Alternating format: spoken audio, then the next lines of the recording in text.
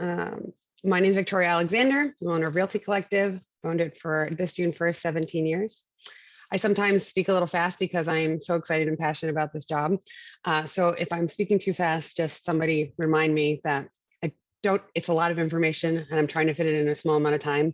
So I talk really excitedly and fast about it, but just remind me that I don't need to do that. So some housekeeping things. There's a chat. There's a little bottom chat button on the bottom if you're on a desktop. And you can put in all of your questions there. We're going to go through the presentation, try to keep it under 45 minutes, and then have the end for question and answer. And if you want to take yourself off mute, you can ask in person, or you can leave the questions in the chat. And Farah, my assistant who's on, will be keeping track of them throughout the presentation. We'll be sharing relevant links for you during the presentation, so look out for those as well in the chat. You'll be emailed the recording of this presentation as well as our homebuyer handbook. You're more than welcome to share the recording that will be on YouTube and our guidebook with anybody that you would like. And you can contact any of us after this to ask us your personal questions about your specific situation. So I'm just changing my screen here also.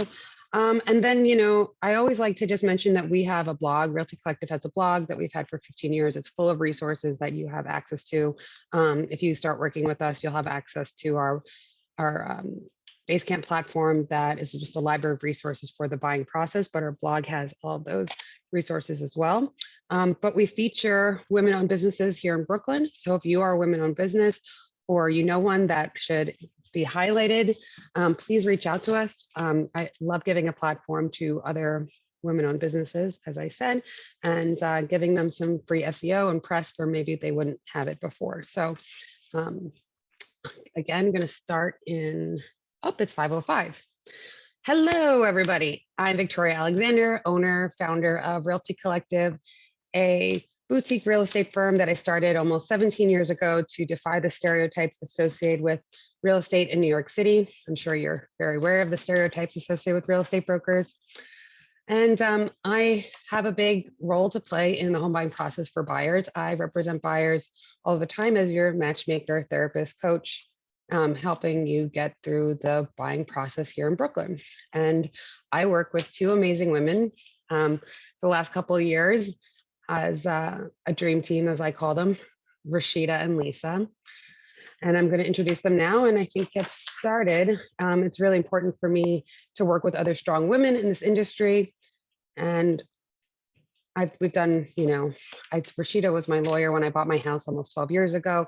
We've done, a couple dozen deals together, the three of us, and it's just been wonderful to have that accountability and respect between each other to get deals done for our clients. So, Lisa, would you like to introduce yourself? Yeah, hi everyone. Thanks so much for coming. My name's Lisa. I work at Cross Country Mortgage. We're a private mortgage bank, so we work just like the big banks, but all we do is mortgages. I really specialize with first-time home buyers. I love to help people buy their first home. And I really specialize in Brooklyn, especially condos and co-ops. They're about 90% of my business. I am licensed all over the country, but New York is really my focus and where most of my clients are. I'm looking forward to talking and seeing, how I can help you guys out, answer any of your questions. Great, thanks so much, Lisa. And Rasheda, our attorney, would you like to introduce yourself? Hi, everyone. Looking forward to a great panel this afternoon. My name is Rasheda Sabik. I am a partner at Serpico and Sabik PC. I have been practicing for a little over 19 years now. I represent a lot of first-time buyers. I'm happy to give my insights on the experience as your attorney. I'm here to represent you through the process, make sure you understand the contract of sale, what you're signing and the implications. I've been representing clients in both New York and New Jersey, and look forward to a great panel this afternoon. Thank you. So again, my name is Victoria Alexander. I'm the founder and owner of Realty Collective, and I've worked with buyers for the last 17 years, helping through the emotional roller coaster of buying property here in New York City. Everybody knows real estate's very stressful here in New York, and it's literally my job to guide you through this process, to give you the advice based on my almost 17 years of experience in the Brooklyn market. And at this point, I've experienced almost all there is to go do it when you're doing this job. And so it's my job to help you find and match you with your dream property and get you to closing. My services don't come as a cost to you. My buyers brokers are paid by sellers in in New York City. So why not take advantage of the free help that you get from this overwhelming process? The three people that you need as a buyer are your mortgage professional, your lawyer, and your real estate broker. And your real estate broker is your buyer's agent. When you walk into a property, that real estate broker is representing the seller, and they always will have the fiduciary responsibility and loyalty to the seller. They are not looking out for your best interest. That is why it's so important for you to develop your own relationship with the three people on your dream team and have advocates that are advocating for you. And that is myself, Rasheda, and Lisa, if you decide to work with us, or the three professionals that you vet and think you're most comfortable working with. You want to interview everybody and make sure you feel comfortable and that they can answer your questions and that they are on the same sort of wavelength as you, and that they are your people that you can trust and listen to and get advice from. If you can't listen to our advice, then we're not the right match for you, because that's our whole job, is advising you through this process. And then pick advisors that have, deep relationships in this industry, especially New York City. You don't want to hire, my biggest advice to anybody is to not hire a family member, not hire a friend, hire someone that you had vetted and interviewed for a job, and you're interviewing them for their expertise in the industry. That is the most important advice I can give at this stage. Farah, next slide, please. So why buy now? The rent's too damn high. That is true. Rents and buying, the rental prices and purchase prices have never been closer. Even with interest rates going up, you're still pretty close in what you would pay for rent as you would in a mortgage for the specific kind of property in most neighborhoods. You want to create something that's your own. You want to build equity and invest in long and short term. The one thing I always tell people is that every renter in New York is paying a mortgage. You are paying your landlord's mortgage. So either you figure out how to pay your own mortgage or you continue to pay somebody else's, but that's what you are literally doing. So why don't you do it for yourself instead of somebody else? If you're looking to stay in New York for the next 3 to 5 years, then buying is your best investment in yourself. So next slide, we have something that we always recommend to people, which is the New York Times Rent versus Buy Matrix.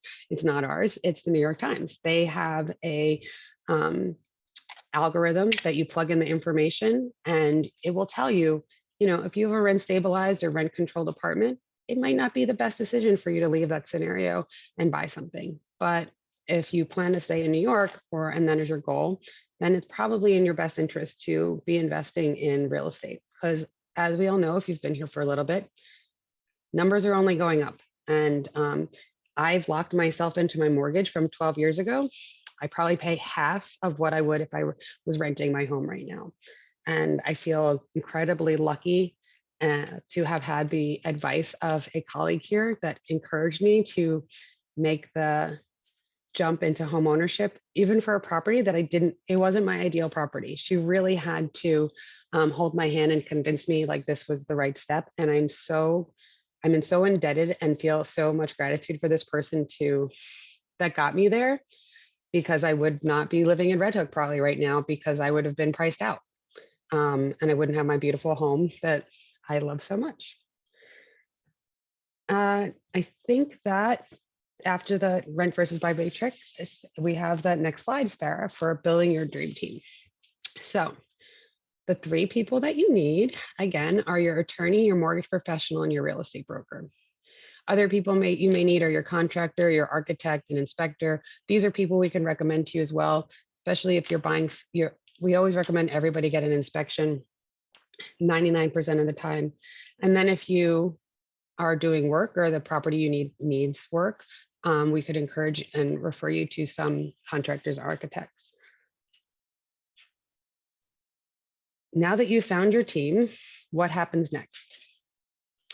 So I'm going to pass it over to Lisa to talk about the very first thing you do, which is not go on Zillow and not go on StreetEasy, but to call a mortgage professional and discuss your personal financial situation. Take it away, Lisa. Thanks. So yes, the very first thing you want to do is to talk to a mortgage professional to see about getting pre-approved for a mortgage. The reason you want to do this is you don't want to fall in love with something that's above your budget or undercut what you could actually get for a mortgage. So it's really important to talk to someone first and get pre-approved so that you know that the mortgage will work, what it'll look like, and then you're in a really good position to start looking at properties and figuring out what you want. Getting pre-approved is, it's actually really a personal process. I'm going to talk to you and figure out what's your plan. Are you thinking of buying something that hopefully you'll be in forever? Is this a starter apartment that you think you're probably going to live in for 5 years? How much rent are you paying now? Are you comfortable with that? Would you be okay with a mortgage that's higher than that? Or do you really want to stay in that price range? We'll talk about where your down payment is coming from. And all of that will help me get a really good financial picture so I can find the right product for you. Because there are a lot of different mortgage options out there. You can do the traditional 30-year fixed, 20% down, which is a lot of times the perfect product for people. You can also do 10% down with private mortgage insurance. You can do 3.5% down and go FHA. So there's a whole bunch of options to figure out what is sort of the right product for you. We'll have a conversation. I will get some documents from you. I'll run your credit, and then I'll get you a pre-approval. And that pre-approval is really a working draft. So as you start to see things with Victoria, you'll start to get a really good idea of what you're looking for, and we can sort of fine tune that pre-approval. So that then when you are ready to put in an offer on a place, you know roughly what the numbers are going to look like, that you're pre-approved, and we're just ready to move forward. Oh, one thing I did want to talk about is self-employed borrowers. So I'm sure lots of you on the call might be self-employed. I work with self-employed borrowers all the time. It's a little bit different because we're going off of the tax returns. So actually now at the beginning of the year is a perfect time for us to talk, because the very first thing I'm going to do is I'm going to look at your tax returns for the last 2 years. And I'm probably going to say, okay, this is what this looks like. As you work with your accountant to draft your 2021 returns, do not file them until we talk. And that's so that I can make sure that you file the tax returns appropriately so that you are qualified. I just see a question right now. What do you go off if not tax returns for someone entering regular employment? So if you're not self-employed, we go off your W-2s. Or your pay stubs. We go off your regular base salary. If you have seasonal salary, then we would most likely still go off some additional documentation in your tax returns. The general rule is the income used to qualify is the income that you pay taxes on. So if you don't pay taxes on the income, if you get paid under the table, you get paid in a different way, that's probably income we're not going to be able to use. We do have other options such as like asset depletion, where we use assets to help qualify.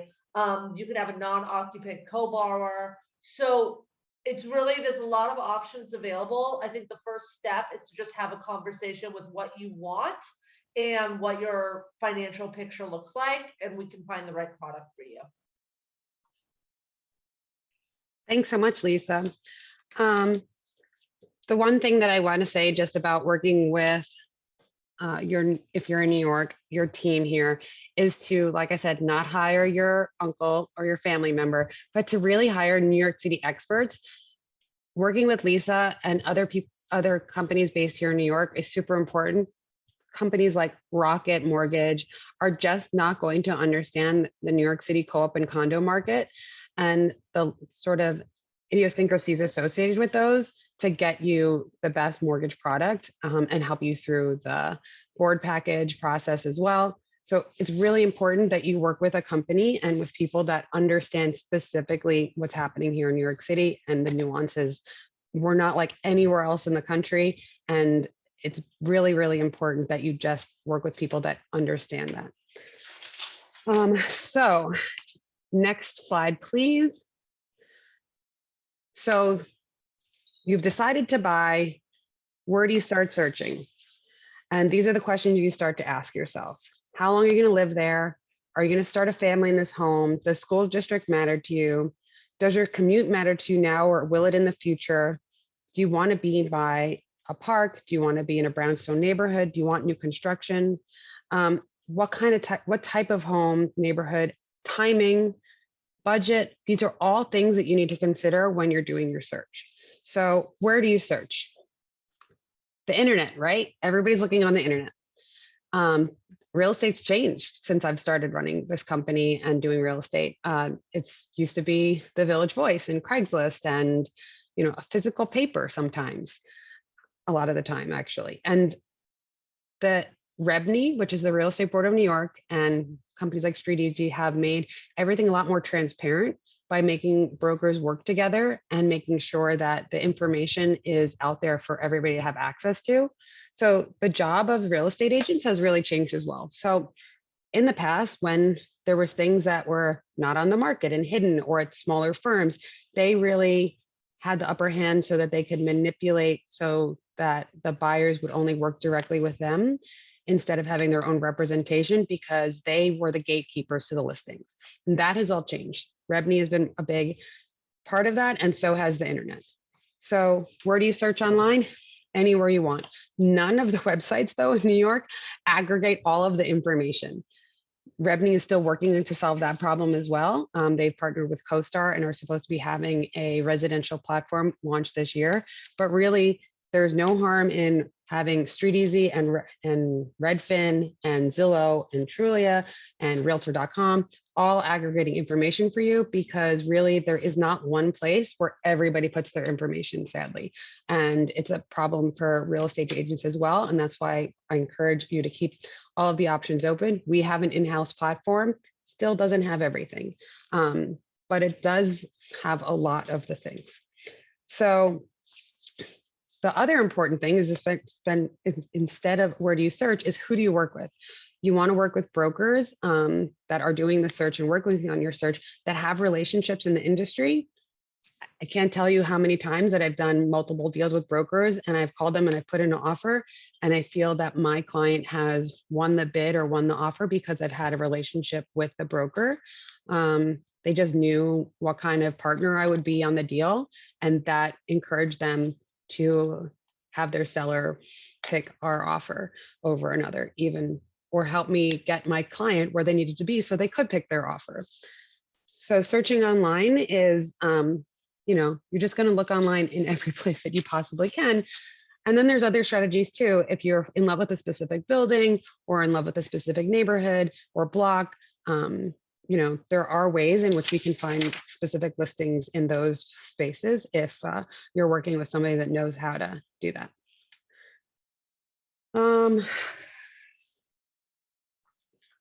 When you're looking online, also understand when you see the information and name of a broker next to the listing, they are the seller's broker. They represent the seller. They are advocating for the best interest of the seller. So if you want to have your own advocate, do not contact them directly. Also, Zillow will put brokers not associated at all with the seller's name next to the listing.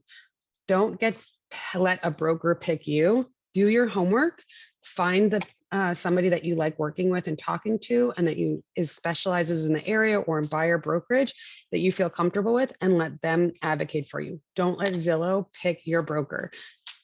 It happens a lot because agents, buyers and people searching on the internet just don't understand Zillow's tactics, and they are selling ad placement to buyers brokers to so that they could get leads, and it's part of the sales process. It's for clients that don't have lead generation built into their business plan and don't have a referral business. They're just getting their name out there on the internet so that they get people to call them without having a relationship with them. So just be wary of that.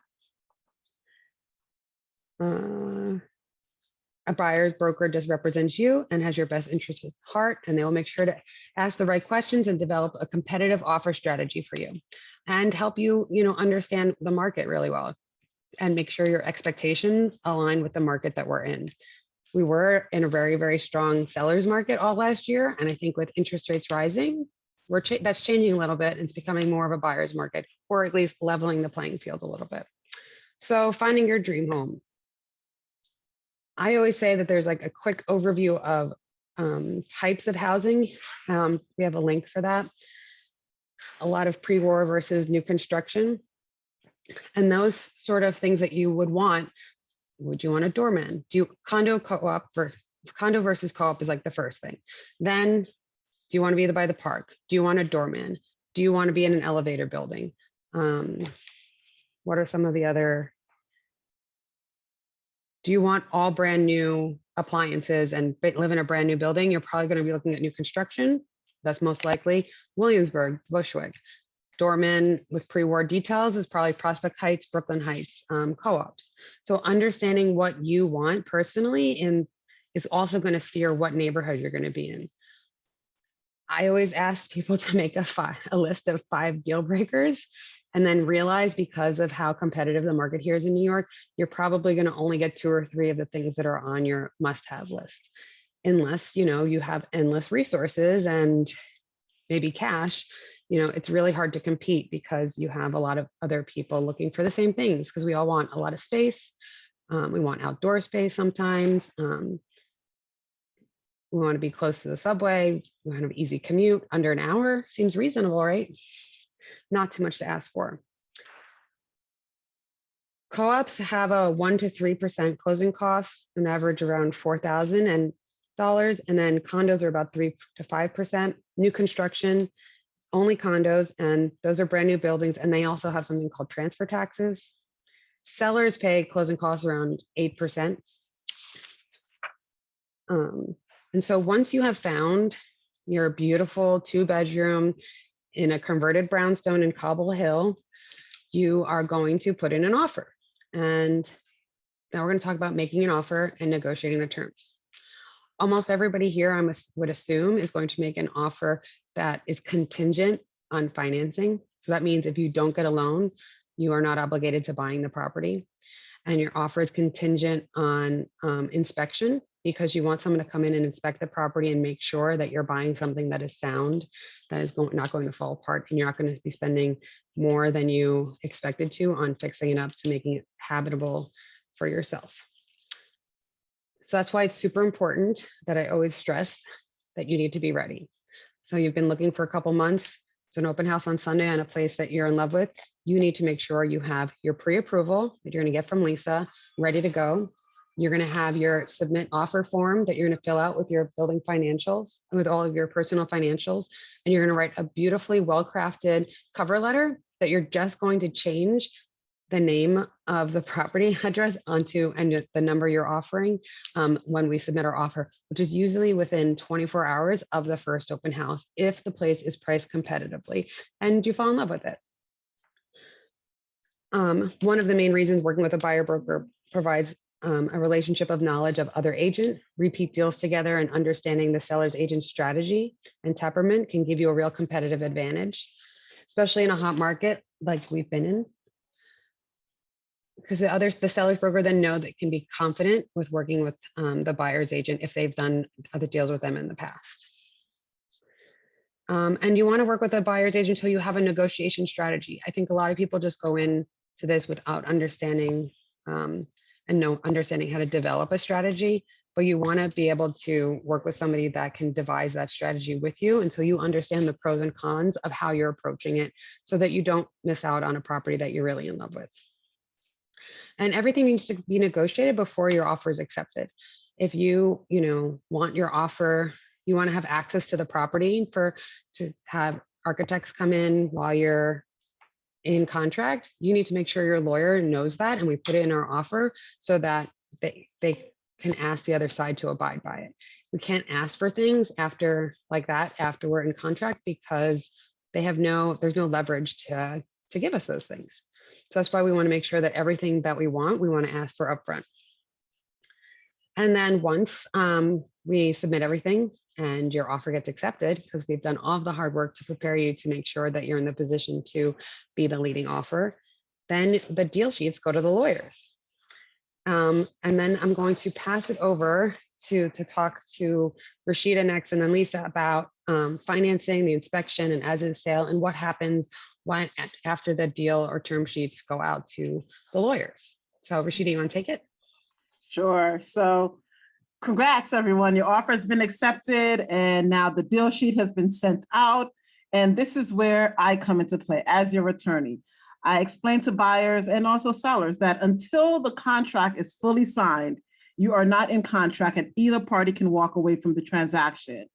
That's one of the little things about New York, is that, as I said, both parties have to sign the contract, and that's when property's off the market and you're in a fully executed contract.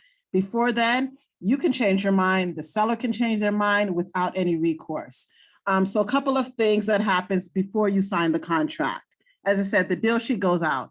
First thing you have to do is if you're buying a house, is house, co-op, or condo, and is an inspection. Because the contract is going to have a term in it, what we call as-is condition.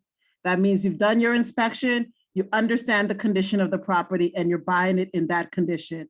So if something's broken and it's not working, or the electricity isn't up to par, you've done your inspection, you understand the condition, you can't come back and say, hey, we want you to upgrade the electricity.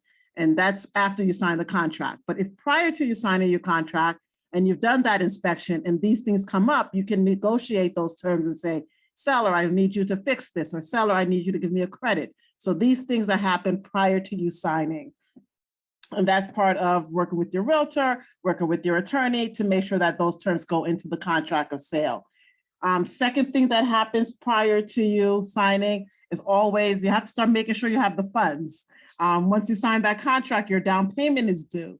A lot of people think, oh, I'll sign it, but I'm giving the down payment when I close, or do I need that immediately? Yes, you may need to liquidate those assets that are in stocks, or get them from like your online bank account, because you're going to have to wire funds when you sign the contract of sale, or issue a check when you sign it. So you want to make sure all of those things are in place prior to you actually signing the contract of sale with your attorney. Now, those things are in place, you're meeting with your attorney, going over the contract terms. As your attorney, typically your contract is going to have some contingencies. Victoria mentioned one of them, which is your mortgage contingency. That's one of the major terms. And it's always, what happens if I'm not able to get your mortgage?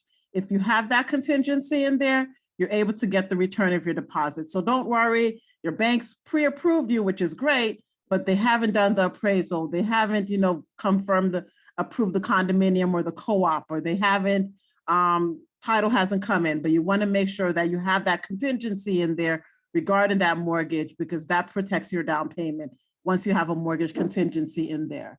Also, part of that is an appraisal. The bank does their appraisal. You want to make sure that you have that mortgage contingency in there, because if it doesn't appraise, what happens?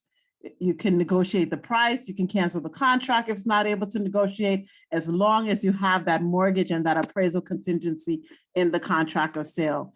Some people at one point, when the things were going crazy, they were negotiating out more appraisal contingencies and negotiating out mortgage contingencies and all of these things. And you had to seriously have a conversation with you as a buyer, especially as a first-time buyer, because you really want that property to understand the risk associated when you're eliminating some of these contingencies in the contract of sale.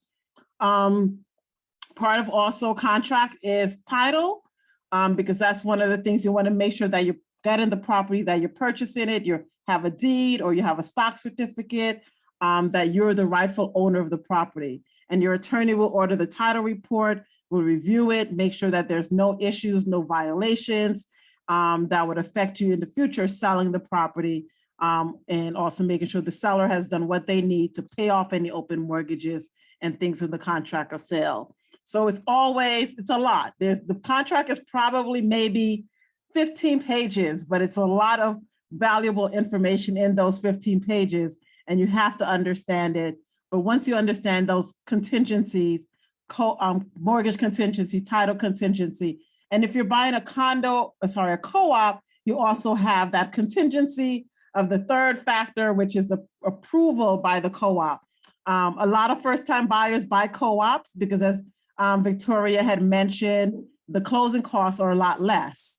You're just basically paying whatever co-op fees, maybe your mortgage fees, and your attorney fee for a co-op, versus when you're buying a house or a condo, those prices go up a lot because now you have title insurance and you have mortgage tax and things like that. So the co-op, even though you have this third factor of approval and application that has to be submitted, the financial outlay of most of your money is not as much as if you're buying a condo or a house. So that's why a lot of times first-time buyers kind of seek co-ops.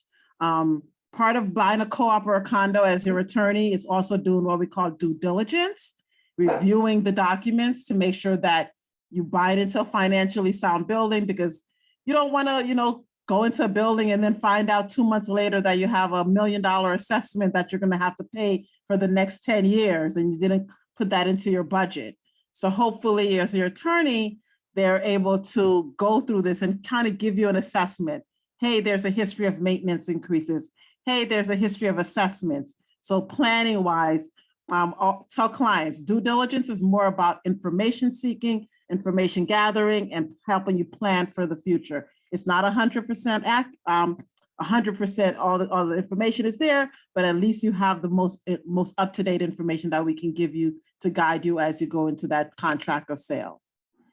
So I don't know, Lisa, if you want to talk a little bit more about what you deal with in the mortgage, because the contract is going to say you have to get your mortgage commitment within 30 to 45 days. And what happens in that time period of that 30 to 45 days? Totally. So Victoria found you the place and got your offer accepted. Rasheda did her due diligence and the place looks great. And now we're going through the underwriting process to get your mortgage approved. So I'm going to know all of this before you have a fully executed contract, because we're going to be in conversation the whole time so that I have everything ready to go. So that's one of the reasons I get documents up front, so that we just update things as needed, so that once we have fully executed contracts, it's what's called a live deal. Okay, so that means that I get you initial disclosures to e-sign. My awesome team gets the appraisal ordered, and we start to work to review all the documents with my processor so that you can get through underwriting as quickly as possible. We do have this mortgage contingency, right? So you want to make sure that you get approved for your mortgage before that contingency expires. Me and my team, we are so ridiculously fast, it's unbelievable. My underwriting turn times are 1 to 2 days, which is sort of unheard of. That's really good for you, because the faster you get that mortgage contingency, the faster you know that like everything's looking good. We're like one step closer to getting closed. If you buy a condo or co-op, along with approving you, the bank is approving the project or the building. Okay, so when we have fully executed contracts, we reach out to the management company and we get documents to approve the condo or documents to approve the co-op. Again, because we've been in discussion, I've been actually reviewing some of the buildings that you're looking at, so there are no like red flags. Okay. Another reason why the the underwriting turn times that I talked about being fast is so important is because what Rasheda described. So if you buy a co-op, along with approving you and approving the condo or co-op, the co-op approves you, right? Through the board interview. The co-op will not look at your application until they have what's called a mortgage contingency letter, a mortgage approval letter. So the faster you get that mortgage contingency done, the faster you have that approval, the faster you can get a board interview. And that's really important because some co-ops are super fast. Victoria gets them the package and they say, cool, let's do an interview tomorrow. We'll have a decision by the end of the week. I have a co-op right now that we're waiting 3 months for the board interview. And the co-op is on its own timeline and we're just waiting. And it really stinks. But the good news is we've been approved. We are good. We're just updating the file. And we know that as soon as that approval comes in from the co-op board, we're going to get this closed. So these are sort of the factors that are involved. Once you get the mortgage approval, you'll have some conditions. So we'll lock your rate in if we haven't locked you in yet. You'll have to get homeowners insurance. When you buy a property, you pay for your homeowners insurance for the full year at closing or prior to closing. And just little things like that. And then once we get those conditions met, we have what's called the clear to close, which means we tell Rasheda and Victoria, we're good, let's get this scheduled. And then Rasheda works with the attorney to get it scheduled and Victoria works for final inspection. Oh, I actually just want to say one thing. There was a question in the chat. Someone asked about FHA that I had mentioned earlier. FHA is a government program. So it's just one of the US government programs that allow you to buy where you put, for example, 3.5% down instead of 20% down. You pay mortgage insurance because you're only putting that 3.5% down. And it's something that we can talk about depending on what kind of property you're looking for, the purchase price and your plans. Sometimes FHA makes super sense. Sometimes it doesn't. It's really just based on what you're looking for and what you end up finding. And most co-ops are not going to let you put down less than 10%. Majority of them, I would say 95% of them want you to put 20% down. So don't get it in your mind that you're going to be able to put 3% down on a co-op or condo unless they still need to be approved by Fannie Mae for the building, right? For the condos, Lisa? Yeah, FHA for condos is very, very difficult. FHA condos is a very select list and there's very few. So, I mean, FHA is a good option if you're looking at a single family home or potentially a multi-family home and you want to put less than 20% down. FHA is 100% not an option for a co-op. And it's honestly, if you're looking in New York City, it's not a really great option for a condo too. You can put less than 20% down and not be FHA, then it's private mortgage insurance. And that is an option for condos. Minimum, somebody's asking about the minimum threshold of percent down for a condo. So to be competitive, and I would say that you're more of a risk that sellers might not want to take if you're putting less than 20% down. If the seller is in a position that they are more desperate than other sellers, maybe you're going to pay them a higher premium or other offers because you're putting less money down. I would say that, 10% might be doable in that scenario, but really I want to encourage everybody to try to figure out 15 to 20% to be competitive, because there's other buyers that have 20% down and you want to be in line with the rest of the market, because that's what banks are really looking for as well. So to compete with cash offers, there's tons of strategies. You don't need to, a lot of people understand that using their cash to purchase is not the best use of their cash right now. Maybe they'll figure out how to refinance in the future, but they're probably not taking, when there's 3.5% to 4% interest rates, using their cash, and they're probably leaving it in the market because they're going to see higher returns with having their cash there. So that's one thing. So there is a couple questions. I feel like we're so close to the end. We can come back to all the questions at the end, which are about the down payments and jumbo mortgages and new construction financing. And I'm sure you guys didn't understand what an assessment was. There's a lot of information. We are gonna try to answer as much as we can in the next 20 minutes, but really we can talk about these things privately. and you're just not going to learn everything from this one webinar. I do have a library of resources that I share with everybody to try to educate you as best as I possibly can, so you're armed with that education in moving forward through this process. So now that you're in contract, Rasheda has done due diligence, and the property has gone through underwriting with the bank.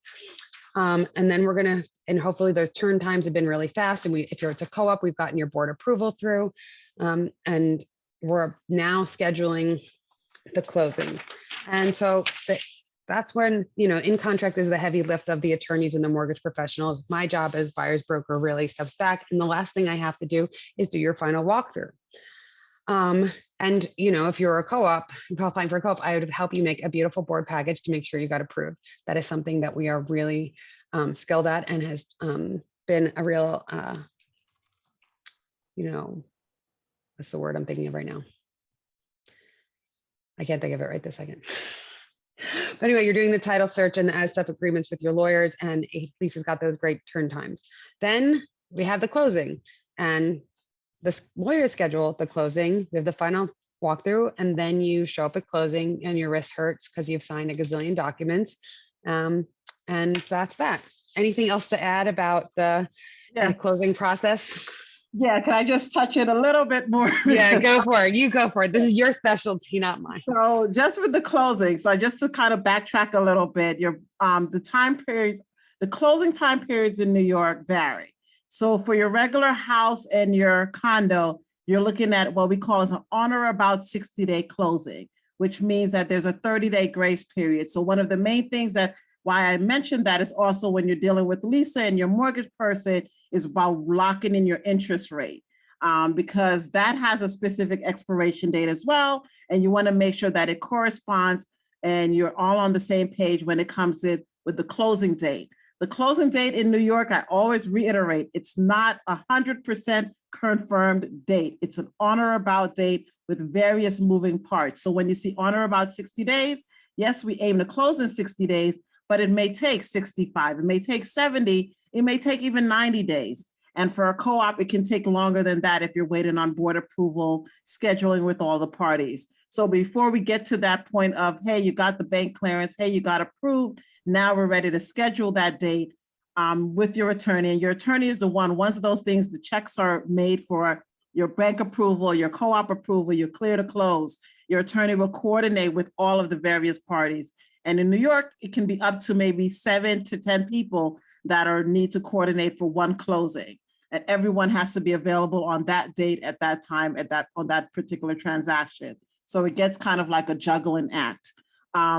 As Victoria says, you're going to do your walkthrough typically between 24 to 48 hours prior to the closing to make sure that nothing has changed or the property is still the same from when you saw it initially, because now it's 30, 60, 90 days later. You want to make sure that everything's still working. If something comes up, the realtors will notify your attorney. We try to either get credits or if, worst case, money has to be held back in escrow. We don't want to adjourn your closing. That's typically the worst case, because now you've had movers and things like that. So you really want to try to make it work in time for you to close on that particular date.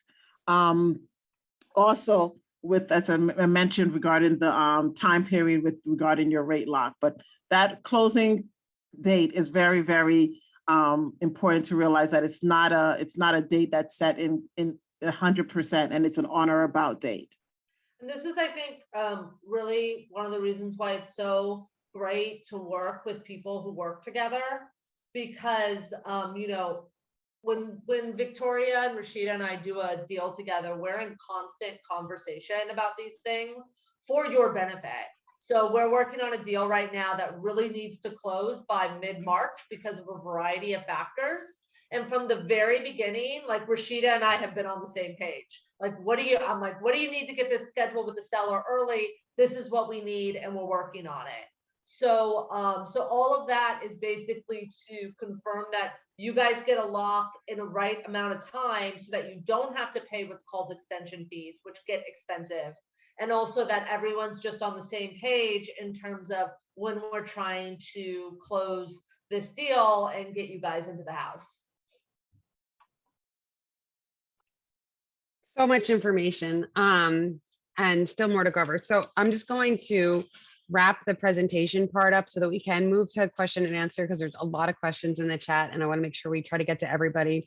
Again, Lisa and Rasheda and I work together a lot, and having that accountability to each other.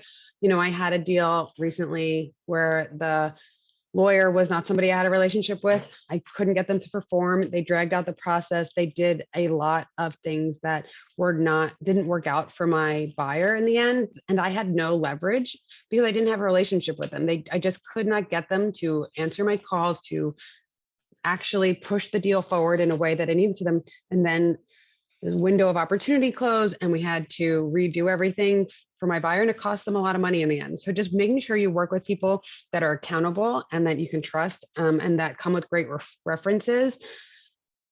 That is the most important thing I can say. So working with Realty Collective, myself and the team, I have a library of resources that I set up for clients through Basecamp. It's every step of the way. There's different articles and information to help guide you so that you're always very knowledgeable about every step of the process, so that you feel in control and feel confident in your decision making, because it is a very, like we have said, overwhelming and stressful process if you don't have the right people guiding and leading you forward, because real estate in New York, we all know, just even from renting, can be very, very stressful. So we're trying to take the stress out of that as much as possible, and I think we do a really good job of that. You also get an in-house link for properties for us, as well as our homebuyer handbook that everybody will get today after the presentation. And both Lisa, Rasheda, and myself are all available to talk after this presentation if we don't get to your questions, and if you want to speak more about any of your specific situations. If you're not ready to buy this year, that's okay. If you're ready to buy in 5 years, I want to start talking to you now to start preparing you. It just takes that long for some people. Maybe you want to buy in 3 months, but at whatever stage you are, it is never too early to talk to any of us, because we're here to help you. That is like what drives all of us, why we love our job so much. So don't feel like you're a burden or wasting your time. You're not wasting your time. I want to talk to you. I want to help you as much as I can. And some people are like, I want to buy in Pennsylvania. I don't know anything about Pennsylvania, but I can tell you some other tips that I might help you buy in Pennsylvania, or find the right broker over there. Because that's what I really just want to do, is help you make the right decisions for yourself, because I have that much experience. I'm an expert here that wants to see you thrive in this world. So trying to get to the questions that are in this chat. I had a question about, we did the FHA one, something about new construction financing. Lisa, do you want to talk a little bit about that? Sure. So new construction. So there's two types of new constructions. There's new construction like buying a condo in a new building that's being built, right? And actually, Victoria and Rasheda and I have done those types of deals all the time. And when that happens, it's basically, from a financing perspective, it's very similar to buying an established condo. It just, there's a few more hoops to go through in terms of getting the building approved, and typically it takes longer.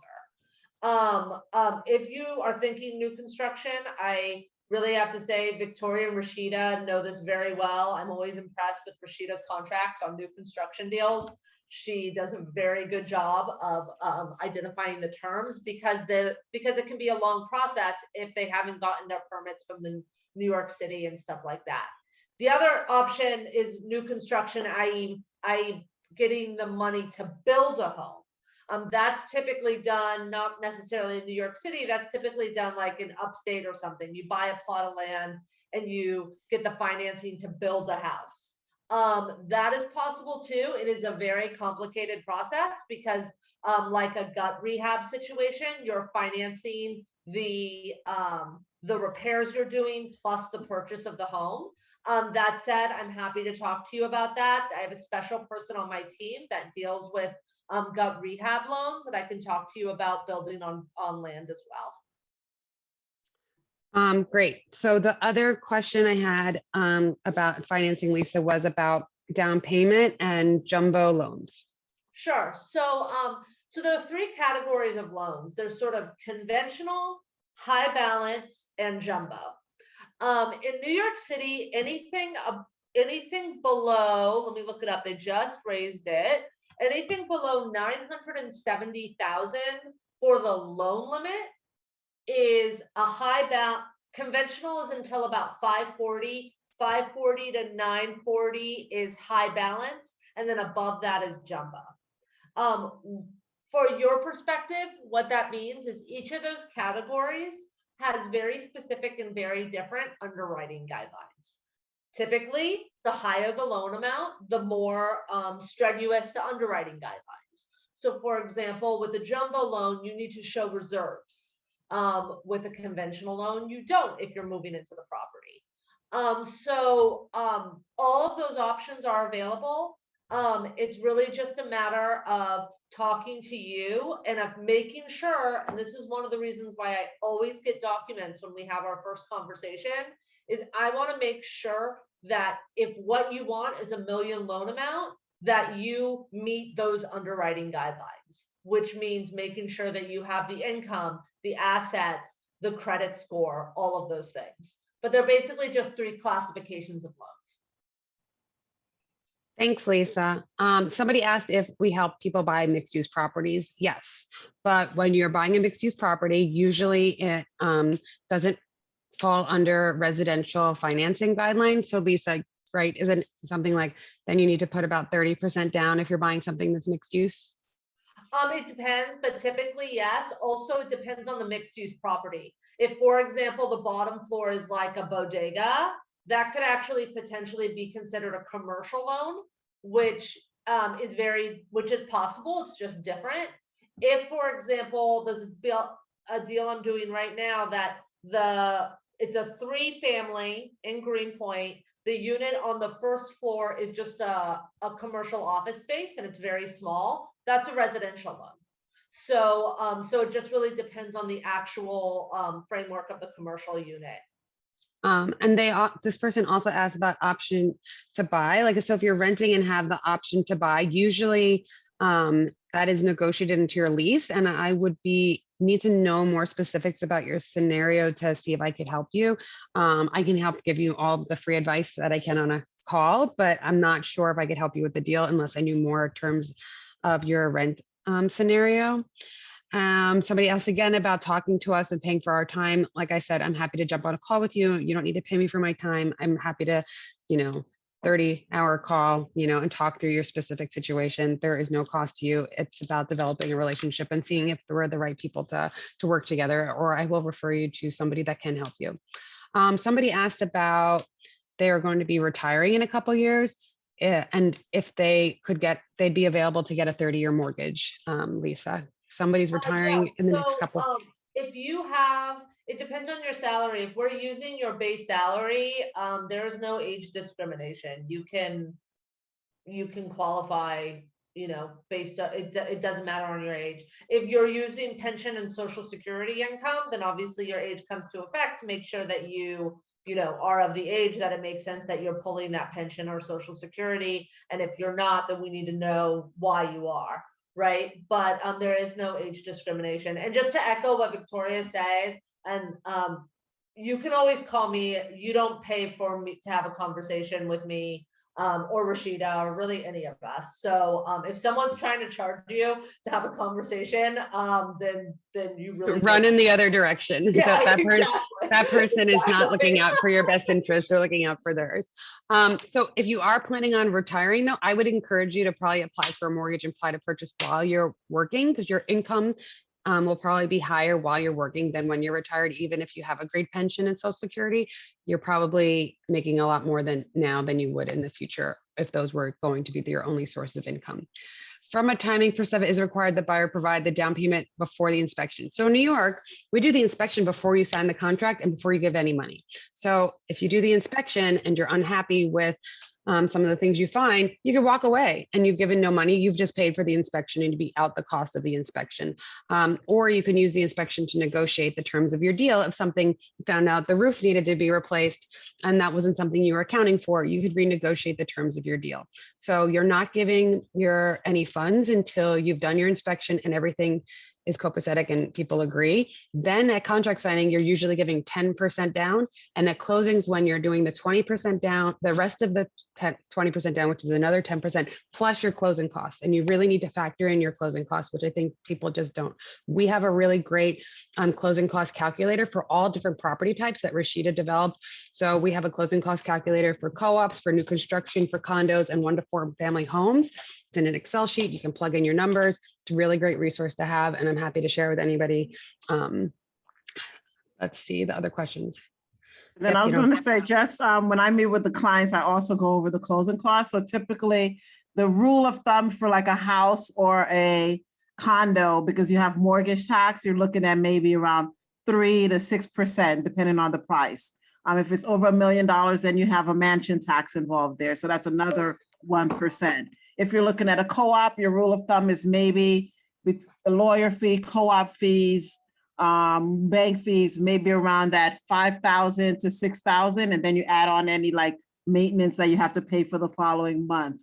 But definitely co-ops are a lot less, because in condos and houses, you have mortgage tax, you have title insurance. So that's when you get maybe say 4%, 5%, 3% of your of the purchase price. DL, you're asking about good inspectors. I have a list of inspectors. I actually recommend people based on the type of property. I have somebody that I really like for condos and co-ops, and somebody for houses. Like I've had a couple people buy houses in Victoria and Ditmas this year, and I use a totally different inspector for that I've recommended rather than the person that's good for condos and co-ops. So yes, I have a good inspector who I work with, and if you want to email me, I'm happy to share those lists of names. Yes, I do stuff in Queens and Long Island. I did my first deal in Long Island in the beginning of pandemic. My clients they didn't need me to find the property. They needed my help and guidance to negotiate the deal and help them through the process.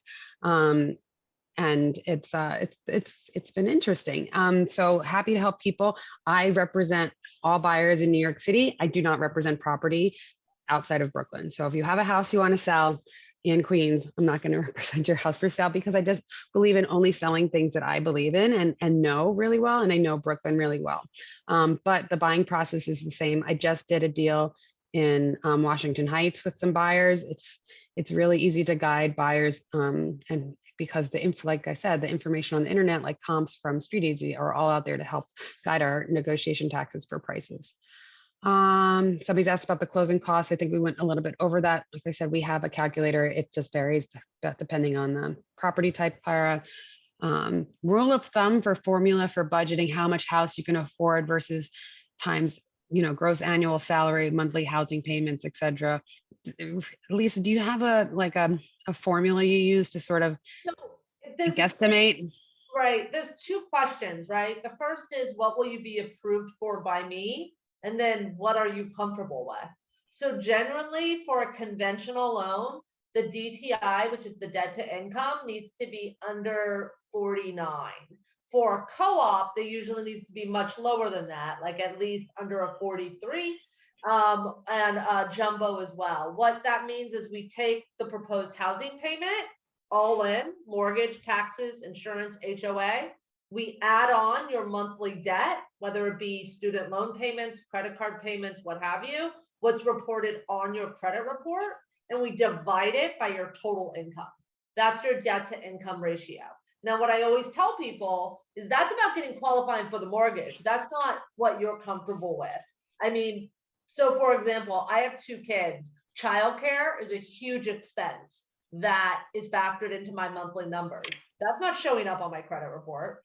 Right. So that's sort of the 2 things that, I'm going to get you a pre-approval based on, what you can get pre-approved for. And then you need to sort of talk with Victoria, with your partner or your spouse, or, your financial advisor, to be like, hey, how would this change my life based on what sort of my rent is now?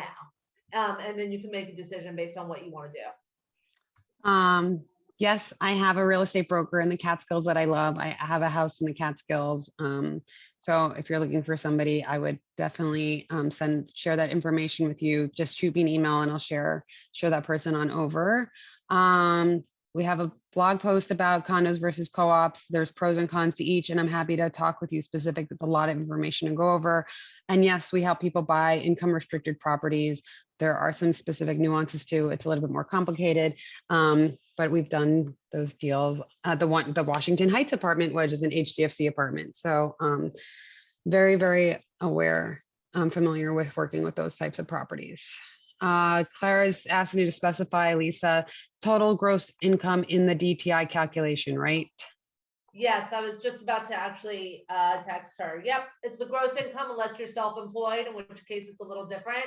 Clara, I can't really share the calculator because it's based on the proposed payment, which is going to be based on your sort of loan amount. But I'll put in the chat what I was sort of talking about. And again, I'm happy to sort of go over a call with your specific situation. Yeah. I mean, if you're looking for a calculator, I wonder if we have something. I don't think I have anything that does that. We do have like a blog post that explains the debt to income ratio, I think. I will have Farah look and see if that's there, and we can follow up if you shoot us an email. Gosh, people are joining just now. Was there any questions I missed? Oh, someone asked about the time of year to buy. So there are pros and cons to buying in the height of the season and the low season. Height of the season is spring, early summer. Low season's winter, fall, mostly winter.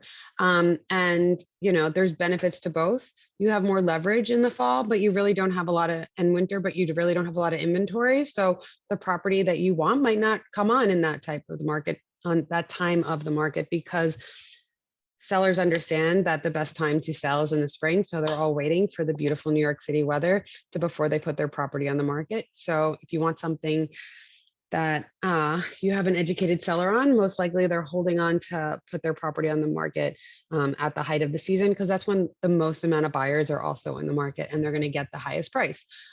So if you want to spend less, but realize that you might be making concessions on what you're going to be getting, you can look in the fall and the winter. You might not get the washer dryer, you might not get a pet friendly building, you might not be by the park. So those are sort of the things that you should be aware of when you're trying to figure out what is a great time to be in the market. So you should get in the market now. The sooner you get in, even if it takes you 2 years, you start learning about what you want. That is like the hardest thing for people to figure out, is like what they can afford and what they want, and aligning those things, their expectations together. So figuring out what you can get for your amount of money, what neighborhoods are like. Sometimes people have a really wide net and want to look all over Brooklyn, and if you start looking now, you can start narrowing it down, because there are really specific things that we can figure out so that you are then prepared to get the property that you want, instead of being confused if you should live in Sunset Park or in Prospect Heights, because you just don't know them well enough and don't know the property inventory well enough. Was there other questions? What neighborhood setups, bedrooms, budget are most competitive right now? They're all very competitive right now. I would say, anything that's what would be considered an A neighborhood, which is an already developed neighborhood that has a lot of amenities in it, is highly competitive. So we're talking Williamsburg, Brooklyn Heights, Cobble Hill, Carroll Gardens, Park Slope, neighborhoods that are known to have better public schools and better access to transportation are really competitive. Being a little bit further out tends to be, less competitive. So budget, I think I answered that. It's hard to, there's a couple neighborhoods that I think hold a lot of value that I would be moving to if I ever wanted to leave Red Hook, but thankfully I don't, and I've bought here. So, we could talk about it more once we're ready to have that conversation, I guess. I don't know what 49% means from Aaron, sorry. Okay, any other questions before we end this call? And we can just then get one-on-ones to follow up if that works for everybody. Oh, Aaron responded to Clara. Thanks, Aaron. You're helping us answer the questions. Appreciate it. Thank you guys, everybody, for joining. We had a really large group. You guys had a lot of great questions. I really appreciate it. Please reach out if you need anything. Like I said, you don't need to be ready to buy next week or even in the next 3 months. It might be a 1 to 5 year plan for you. And I would love to help you figure that out so that buying is in your future. Thank you guys so much. Have a great night.